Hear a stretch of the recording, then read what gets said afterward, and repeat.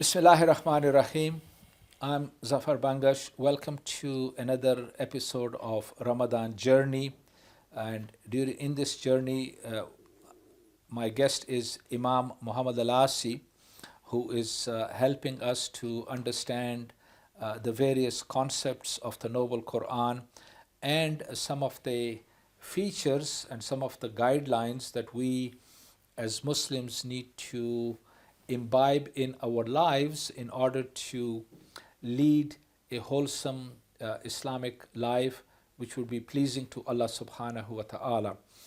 And of course, Imam Al-Asi has produced, is working on the tafsir of the Quran, the Ascendant Quran, and he's produced two separate versions of translations, one the Arabic English, the third in the English language only.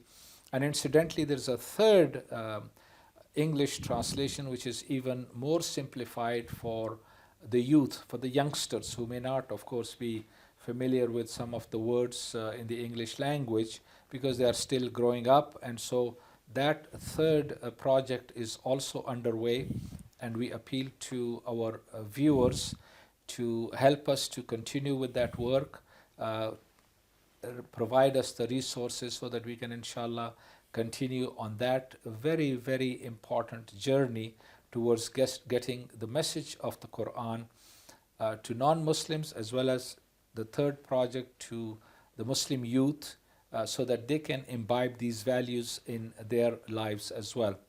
So Imam Muhammad Al-Asi, welcome once again to Ramadan Journey. You have been guiding us, and we hope, inshallah, that today we can talk about some other aspects in this episode. Inshallah, we shall try. Yes. Now, of course, as human beings, we face many challenges in life.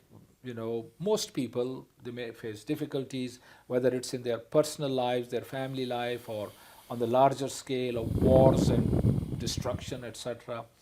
And the Quran has specific guidelines for us as to how we should deal with those situations. Could you please provide some guidance from the Noble Quran as to what Muslims should do when they are faced with adversities, with challenges, difficulties, that they may feel overwhelmed, and what is Allah subhanahu wa ta'ala telling us to cope with those situations? إن الحمد لله نحمده ونستعينه ونصلي ونسلم على رسوله الكريم. You know, we always refer to our Prophet in, may Allah's peace and blessings be upon him and his. We always refer to him as to how to deal with the times that weigh heavily on our nerves, on our lifestyle, on our relationships with others, etc. And all thanks are due to Allah subhanahu that He has brought to light those chapters, those moments, those encounters in the days of Allah's Prophet, in which the Prophet had to be very patient with adverse circumstances.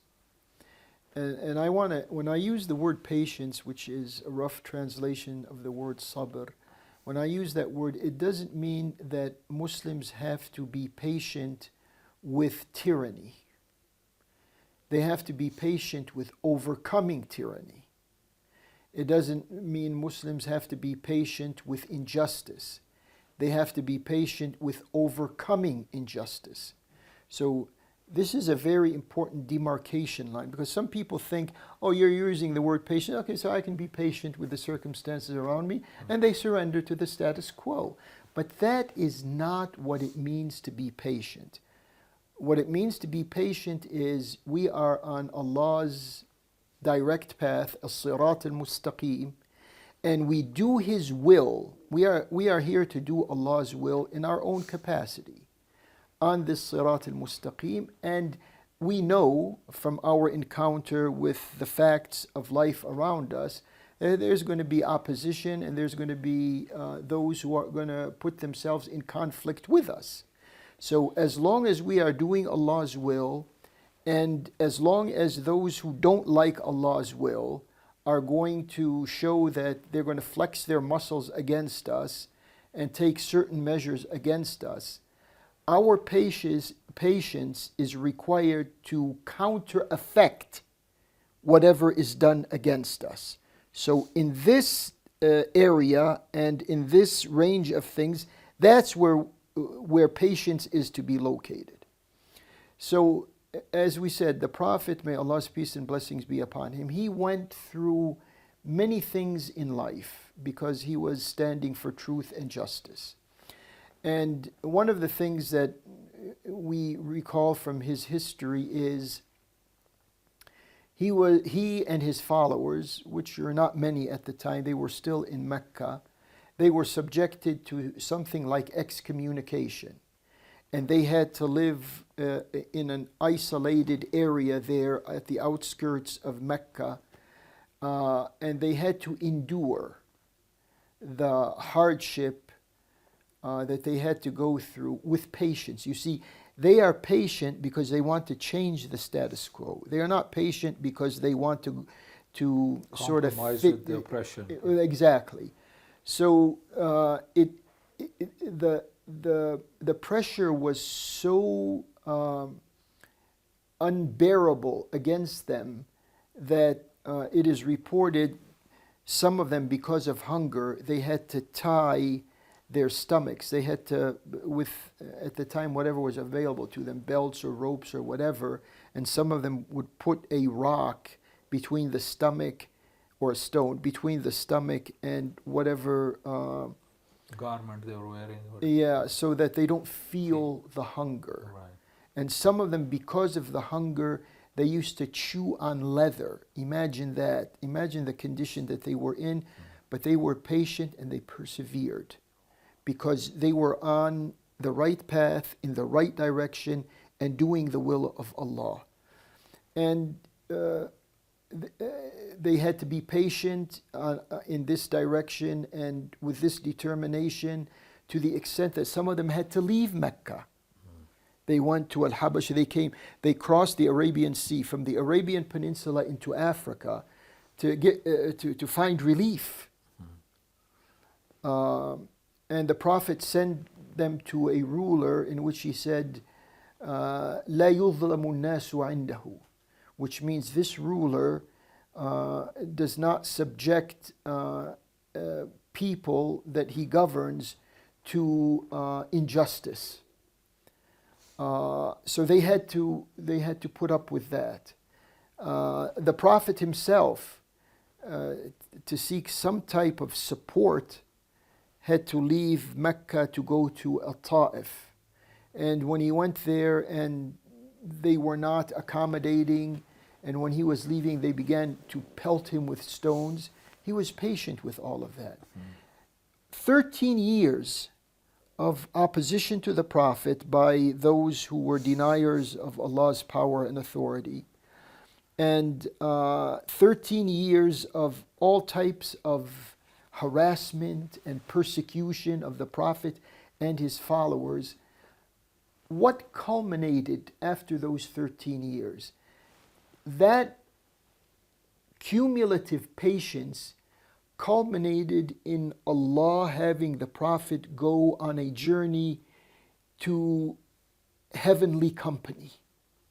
Al-Isra and Al-Mi'raj was the result of those 13 years of patience.